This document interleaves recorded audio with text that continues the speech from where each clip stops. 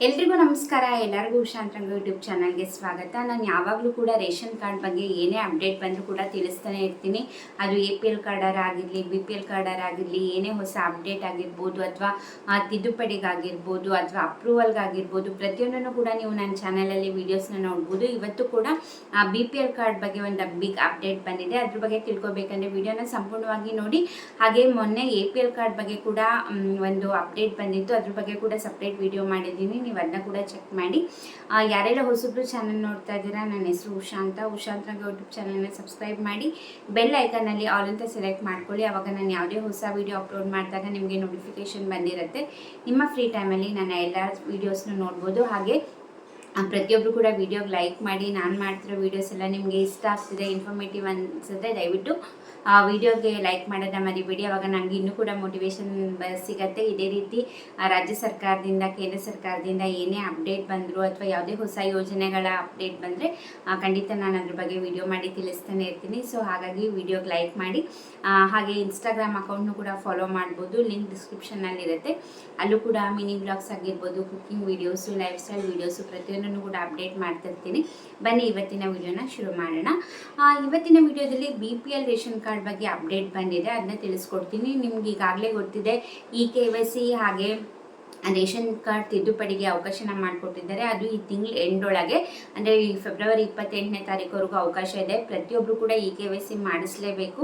ಅದು APL BPL ಯಾವ್ದಾರ ಇರಲಿ, ಪ್ರತಿಯೊಬ್ಬರು ಕೂಡ ಕಂಪಲ್ಸರಿಯಾಗಿ ಮಾಡಿಸ್ಬೇಕು. ನೀವು ಮಾರ್ಚ್ ಅಂದರೆ ಈಗ ಲಾಸ್ಟ್ ಡೇಟ್ ಏನು ಅನೌನ್ಸ್ ಮಾಡಿದ್ದಾರೆ ಫೆಬ್ರವರಿ 28, ಅದನ್ನ ಎಕ್ಸ್ಟೆನ್ಷನ್ ಮಾಡ್ತಾರೋ ಇಲ್ಲೋ ಗೊತ್ತಿಲ್ಲ. ಬಟ್ ಇವಾಗ ಇಲ್ಲಿವರೆಗೂ ಬಂದಿರೋ ಮಾಹಿತಿ ಪ್ರಕಾರ 28ನೇ ತಾರೀಕು ಕೊನೆಯ ದಿನ. ಅದಾದಮೇಲೂ ಕೂಡ ನೀವು ಮಾಡಿಸಿಲ್ಲ ಅಂದರೆ ನಿಮ್ಮ ರೇಷನ್ ಕಾರ್ಡ್ ಖಂಡಿತವಾಗ್ಲೂ ಕ್ಯಾನ್ಸಲ್ ಆಗುತ್ತೆ.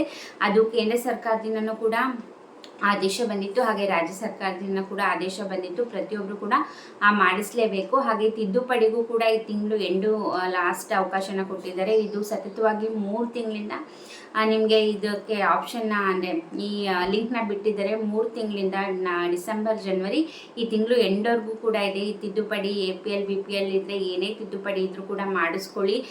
ನಿಮ್ಮ ಹತ್ತಿರದ ಗ್ರಾಮ 1, ಕರ್ನಾಟಕ 1, ಬಾಪೂಜಿ ಸೇವಾ ಕೇಂದ್ರ ಇಂಥ ಸೆಂಟರ್ಸಲ್ಲಿ ಮಾಡ್ತಿರ್ತಾರೆ. ದಯವಿಟ್ಟು ನಿಮ್ದು ಏನೇ ತಿದ್ದುಪಡಿ ಮಾಡಿಸ್ಬೇಕಂತಿದ್ದೀರಾ ಅಂದರೆ ಆದಷ್ಟು ಬೇಗ ಇನ್ನೂ ಒಂದು 2-3 ದಿನ ಟೈಮ್ ಇದೆ, ಹೋಗಿ ಮಾಡಿಸ್ಕೊಳ್ಳಿ. ನೀವು KYC ಮಾಡಿಸ್ಬೇಕು ಅಂದರೆ ನಿಮ್ಮ ಹತ್ತಿರದ ರೇಷನ್ ಡಿಪೋಗಳಿಗೆ ಹೋಗಬೇಕು, ಅಲ್ಲಿ KYC ಮಾಡ್ತಾರೆ. ತಿದ್ದುಪಡಿ ಮಾತ್ರ ಕರ್ನಾಟಕ 1, ಗ್ರಾಮ 1 ಸೆಂಟರ್ಸಲ್ಲಿ ಮಾಡ್ತಾರೆ. ಹಾಗೆ ಇವತ್ತೇನು ಅಪ್ಡೇಟ್ ಬಂದಿದೆ ಅಪ್ಪ ಅಂತಂದರೆ, ನಾನು ಮೊನ್ನೆ ನಿಮಗೆ ಹೇಳಿದ್ದೆ APL ಕಾರ್ಡ್ ಬಗ್ಗೆ ಕೂಡ ಅಪ್ಡೇಟ್ ಬಂದಿದೆ. ಅದು ಯಾರೆಲ್ಲ ಕಾರ್ಡ್ ಯೂಸ್ ಮಾಡ್ತಾ ಇಲ್ಲ ಅಂದರೆ ಸುಮ್ಮನೆ ಮಾಡಿಸ್ಕೊಂಡು ಇಟ್ಟಿರ್ತೀರ, ಅದನ್ನ ನೀವು ಯಾವುದೇ ರೀತಿ ಯೂಸ್ ಮಾಡ್ತಿರಲ್ಲ ಅಂತಂದರೆ ನೀವು ನಿಮ್ಮ ತಾಲೂಕು ಆಫೀಸಲ್ಲಿರೋ ಆಹಾರ ಇಲಾಖೆಗೆ ಹೋಗಿ ವಾಪಸ್ ಕೊಡಬೇಕಾಗತ್ತೆ ಅಂತ. ಅದೇ ರೀತಿ BPL ಕಾರ್ಡಿಗೂ ಕೂಡ ಅಪ್ಡೇಟ್ ಬಂದಿದೆ. ಏನಪ್ಪ ಅಂತಂದರೆ, ಯಾರೆಲ್ಲ ಇಲ್ಲಿಗಲ್ ಅಂದರೆ ಫೇಕ್ ಡಾಕ್ಯುಮೆಂಟ್ನ ಕೊಟ್ಟು BPL ಕಾರ್ಡ್ನ ಮಾಡಿಸ್ಕೊಂಡು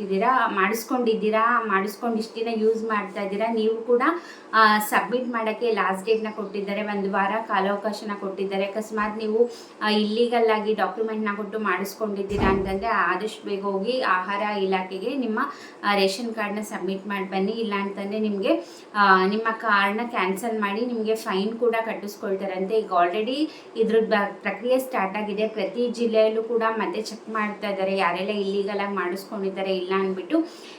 ನೀವೇ ಕೊಟ್ಟರೆ ಸೇಫ್ ಆಗ್ತೀರಾ. ಖಂಡಿತ ಅವ್ರು ರೆಕಗ್ನೈಸ್ ಮಾಡಿ ನಿಮ್ಮ ಕಾರ್ಡ್ ಕ್ಯಾನ್ಸಲ್ ಮಾಡಿದ್ದಾರೆ ಅಂದರೆ ಕಾರ್ಡ್ ಕ್ಯಾನ್ಸಲ್ ಆಗೋದು ಒಂದೇ ಅಲ್ಲ, ಅದರಿಂದ ಏನೇ ಯೋಜನೆಗಳು ಬರ್ತಿದ್ರು ಅದು ಕೂಡ ಕ್ಯಾನ್ಸಲ್ ಆಗುತ್ತೆ, ಹಾಗೆ ಫೈನ್ ಕೂಡ ಕಟ್ಟಿಸ್ಕೊಳ್ತಾರೆ.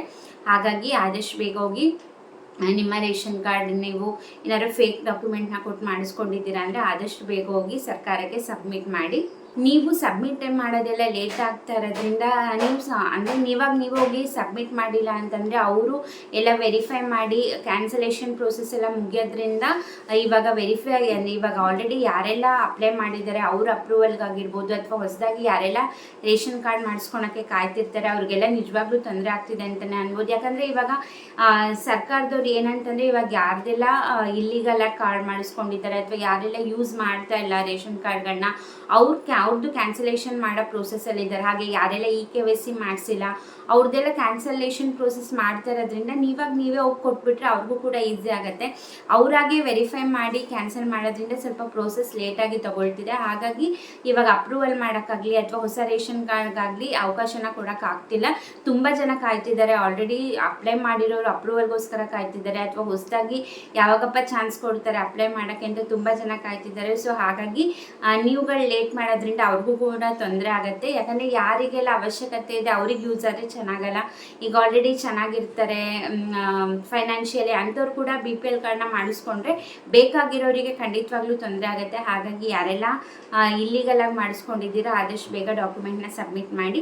ಇದಾಗಿತ್ತು ಇವತ್ತಿನ ರೇಷನ್ ಕಾರ್ಡ್ ಬಗ್ಗೆ ಬಂದಿರುವಂತಹ ಅಪ್ಡೇಟ್. ಇದೇ ರೀತಿ ಅಪ್ಡೇಟ್ಗೋಸ್ಕರ ಚಾನಲ್ನ ಸಬ್ಸ್ಕ್ರೈಬ್ ಮಾಡಿ. ಹಾಗೆ ವಿಡಿಯೋ ಇಷ್ಟ ಆದರೆ ವಿಡಿಯೋಗೆ ಲೈಕ್ ಮಾಡೋದನ್ನ ಕೂಡ ಮರಿಬೇಡಿ. ಹಾಗೆ ಇನ್ಸ್ಟಾಗ್ರಾಮಲ್ಲಿ ಕೂಡ ಫಾಲೋ ಮಾಡ್ಬೋದು, ಲಿಂಕ್ ಡಿಸ್ಕ್ರಿಪ್ಷನಲ್ಲಿ ಇರುತ್ತೆ. ಹೀಗೆ ಸಪೋರ್ಟ್ ಮಾಡಿ, ಹೀಗೆ ಎನ್ಕರೇಜ್ ಮಾಡಿ.